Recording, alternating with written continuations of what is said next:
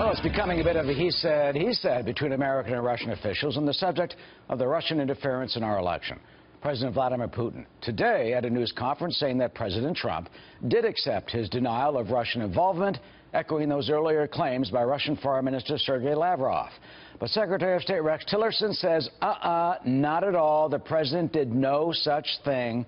Remaining oddly quiet on the subject, though, President Trump himself. He would not answer when reporters asked if Putin lied when he denied any Russian interference in the election. Perhaps the president was being diplomatic, but the contrasting conclusions are apparent. President Trump said that he had heard President Putin's clear statements that this isn't true, and Russia didn't interfere in these elections, and that he accepts these statements. They had a very robust and lengthy exchange on the subject. The president pressed President Putin on more than one occasion regarding Russian involvement. President Putin denied such involvement, as I think he has in the past. So, what are the results of this meeting? Niall Stanage joins us. He's White House columnist for The Hill. Look, Niall, by all accounts, Putin lied. Just bald-faced, plain lied to the face of the President of the United States. Today, the UN Ambassador Nikki Haley says everyone knows the Russians meddled in the election. Is the President handling this appropriately? He did not have a news conference when he left Hamburg. Is this being addressed correctly? I think it's somewhat surprising, Eric, that the President has not come out himself on this topic, partly because it would be regarded, I think, as in his interest to counter the narrative that the Russians are putting forward on this. They're saying that he accepts their denial. We've now heard that from the Russian Foreign Minister and from Vladimir Putin himself. Secretary Rex Tillerson has been talking more broadly about the idea that President Trump pushed President Putin, but I think it is somewhat surprising that we have not heard the US President make his own case here. Well, he certainly will be asked about it at some point. Do you think he would say, yeah, I believe him, or do you think he would say no? The intelligence agencies say, and others, members of Congress and the Senate, that the evidence is clear in terms of Russian interference, perhaps not collusion, but Russian interference at the very least. The President has been slightly equivocal on that point at times, Eric, and it happened again in a news conference in Poland a few days ago. He said that he did think it was Russia, but he also cast some aspersions on the verdict of the US intelligence community. So it's difficult to predict exactly where he goes on this when he's asked about it. He sort of accepts that it was Russia, but suggests there could be other nations or other actors involved in this as well. That seems to be his basic position, and I assume he would reiterate it if asked. Well, the goal of the administration, it seems to be, at least to, as they say, not in their words, relitigate all this, and that's been criticized. Minority Leader Chuck Schumer saying, this is disgraceful that it wasn't brought up more strongly and this sort of thing.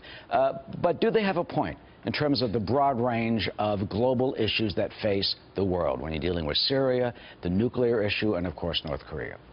I think the administration would clearly make the case that you can't get bogged down on one issue when you're seeking cooperation or progress on a number of the other issues you've mentioned.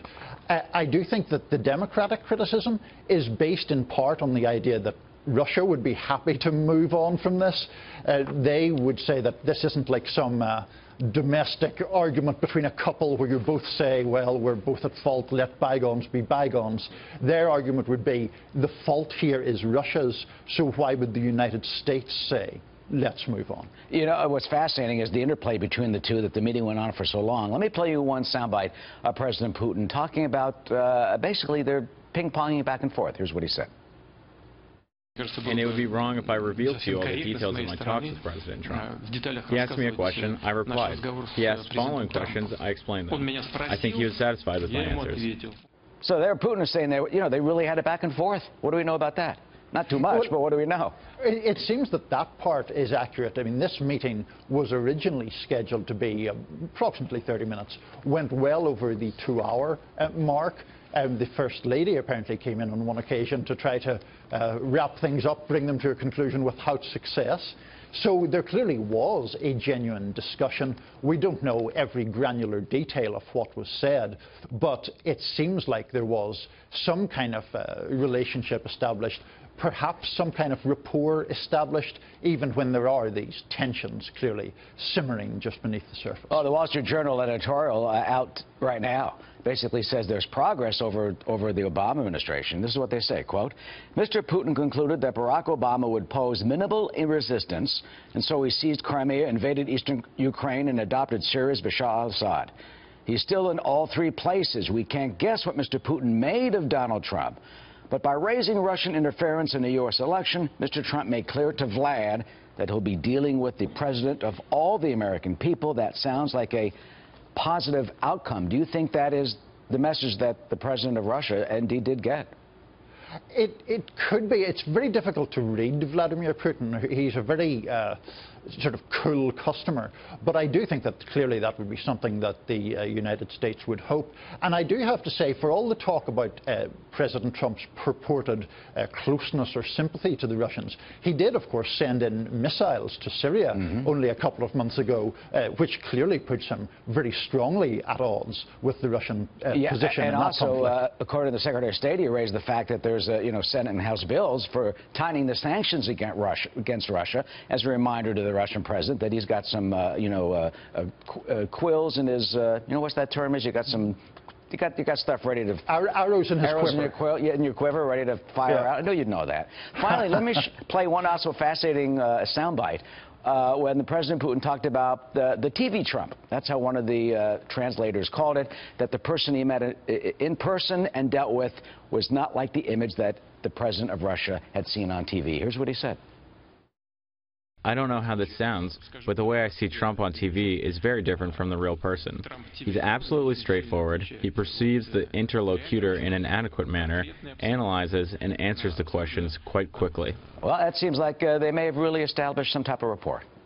Yes, absolutely. And this is an observation that people have made about President Trump at various points, that actually behind the scenes, when the TV cameras are not there, he can be a more considered, more careful, more, frankly, sort of thoughtful or nuanced figure, sometimes, engaging in more sloganeering type performances at rallies or things like that.